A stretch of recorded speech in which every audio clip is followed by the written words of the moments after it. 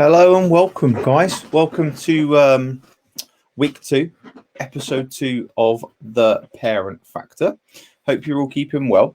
So this week we are talking about dealing with difficult parents, dealing with those difficult conversations.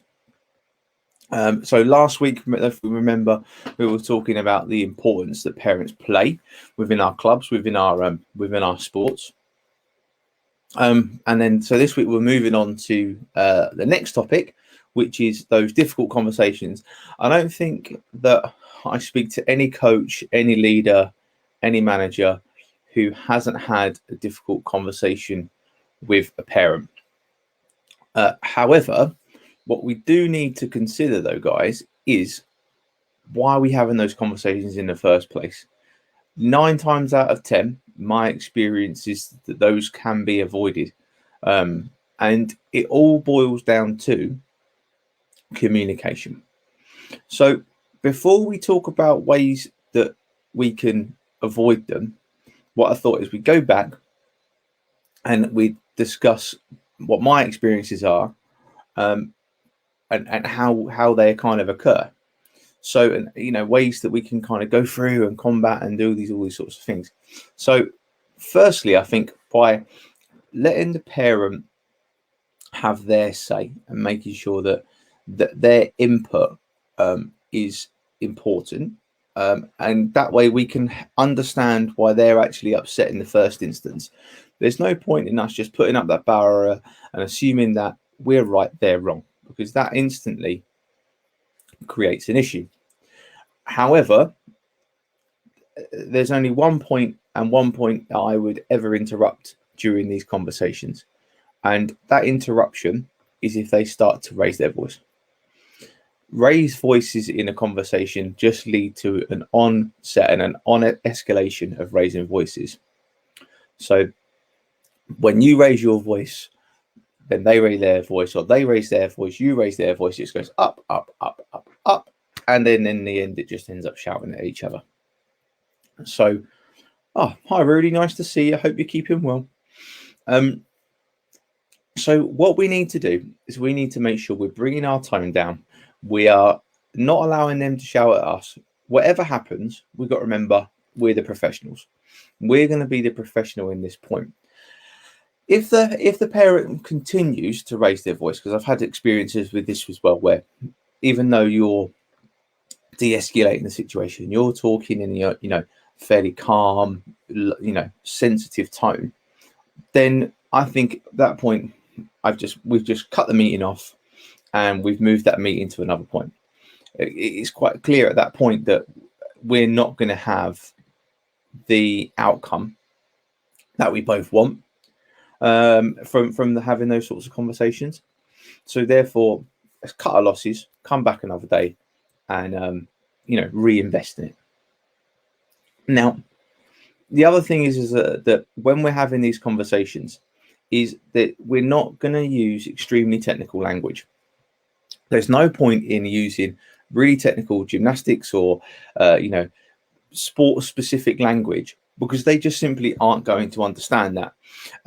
That often, I find, can lead to further negativity, because they just see it as you trying to almost talk down to them, rather than you're trying to show off how clever you are. Well, that's in that situation isn't going to help. What we need to do is we need to have a conversation that they can understand, and we need to be painting a picture for them, so that we're going to go on and use language and make sure that their language is something that we can understand and they can understand as well. So, we might not use those technical terms that we would when we were coaching, but we'd be using terms which, I use a gymnastics specific topic because I'm gymnastics, rather than, we're talking about load, we're talking about competition build up. We just might be using something along the lines of, as we get closer to the competition, our training changes, and therefore that's why you might be experiencing whatever it might be. Then another thing is when you're talking to the parents, or when the parent is talking to you, it is important that we're focusing on the actual child that they're talking about, their child, and very, very often we see that we see the challenges is they try and compare their child to another child, or their child, or you compare them to another child. That's never going to work. You need to, in that instance, we need to focus on dealing with that parent and that individual in that situation. By bringing others in, it just muddies the water, and also it's not fair to be talking about another person when they're not even present. So I think it's really important that when we are having these conversations and dealing with these parents, we are focusing on their child and their issue, and we're not allowing them to drag in other individuals. So, hi Kim, nice to see you. Hope you're keeping well. And then the other thing is as well is that quite often or not, when you have these discussions, if you're actually listening to what the parent has to say, sometimes they might have a very valid point. And if they have a valid point, it's the importance of acknowledging that. I found that if I acknowledge a point that they raise, quite often or not, it's almost like I've acknowledged that. So therefore, I'm listening to what they're saying. I'm engaging their conversation. I'm not just going, nope, you're wrong. This is what happens and this is how it works. And that's the process and so on and so forth. If they have a valid point, acknowledge that point, because then they understand that you're actually listening. You're taking on board what their feedback might be. And by that, it can often de-escalate the situation. And by communicating, by talking on their level, by listening to what they have to say, more often than not will de-escalate any conversation. Certainly that's from my experience, and from talking to others, that's their experience as well. And we spoke about this in one of the other Love Gymnastics lives, about your body language and about your tone. We spoke, and that all came down to that communication piece that we did. So let's really think about when we're having this very open body language. We're not having arms folded, or we're not, not looking away from them. We're maintaining eye contact in a non-aggressive manner.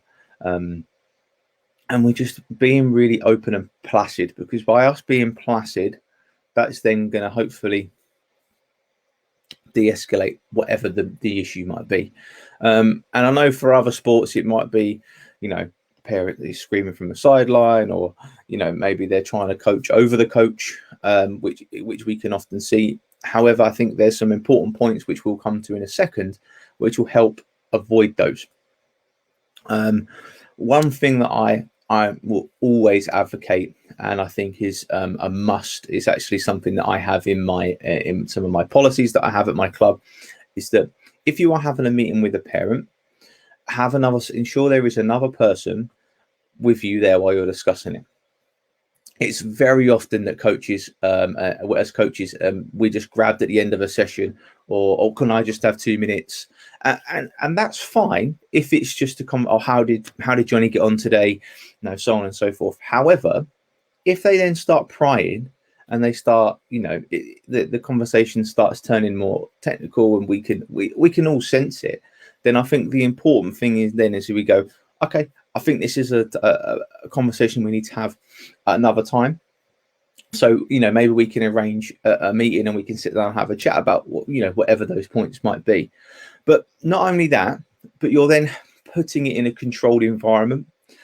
So, you're putting it you're not having lots of other parents standing there watching what's going on, how you're dealing with it. You're not having the gymnasts or the other participants standing around seeing what's going on, seeing how, what this other parent might be saying. So I think it's really important that if we can help control that environment a little bit, then again, that's another way for us to ensure that these conversations are being constructive. I think it's important that they are in constructive. So those are the points that I wanted to raise with you guys, and I'm sure you've all had experiences of them, of how, when those difficult conversations arise, how we can deal with them in that individual circumstance. However, what we want to do is we want to avoid them full stop. They're always going to happen. However, there are, I think, some definite ways that we can avoid having those conversations or those challenging and difficult conversations. They're always going to happen. But if you make the, right at the start of your season or right at the start when they join in, if you just make the parents aware that you are approachable and you can be reached out to in appropriate ways, be that via, email or phone call or however you deem it appropriate, then often these things can be nipped in the bud before they become escalated and a real issue. Another way I think is important is involving them in the process of how you're going to achieve your end goal. So explaining the program, explaining the route to the end goal, rather than just going, right, this is what we're going to do. Me and the athlete have decided that's it, and you don't need to know about it because it's our program. Well, no, by involving the parent, you can make sure that's followed through. Maybe, we want to talk about healthy habits and all those kind of other things. So by explaining that to the parent, they actually understand the process of how they're going to achieve it. So, for example, in gymnastics, it might be a case of that you talk about, well, to this competition, this is our build up. We're going to do this. This is where we do skills, routines, so on and so forth. When we get to the competition, it's how it is on a day. It's very, we can't deal with how the judges are. We can just do the best we can. However, in other sports, not as relevant to gymnastics, is that maybe you want to talk about playing time. So how you work out how your team is put together. So, it might be a case of let's say you train Monday, Wednesday, Friday, games on Sunday or Saturday. It's on the training. If you turn up to training on the Wednesday, or we'll take scores or we'll take attendance from that Wednesday, and then we will decide from there who's part of the team for Saturday or Sunday or whatever. Or you only played a half because there is 12 people in the team and we need to make sure that everyone gets some play time or some game time. And by explaining that right at the start, that's your philosophy, that's how you're going to work, then a parent will understand, okay, well, he's told me that. He's told me he's going to do that, so I know that. However, if you don't do that and you just take little Johnny off the pitch halfway through and the parent goes, why is he not doing that? Why is he not playing the full game? Doesn't know. That's there where a difficult conversation, maybe they're going to shout from the sideline. But by helping involve them in that process, it gives that understanding. I think especially for maybe other events as well, but I know in gymnastics it's good maybe after you've had a competition or after you've had an event, we then will come down to and we'll go for a debrief. This went well. This went well. This didn't go so well. This is where we can improve, so on and so forth. Same with after a football game, or this area that we focused on in training didn't go so well, so we need to refocus on that for next time. And by involving that parent, they'll understand why you're maybe training a certain aspect more, why you're looking to improve that for next time, and therefore they feel part of the process. And then finally, and I think most importantly, is that you have rules and expectations in place. And that goes for parents, coaches, athletes, and there are consequences for breaking those rules. But there's no point in introducing those the day before. The important thing is we introduce those right at the start. So we explain them, we understand them.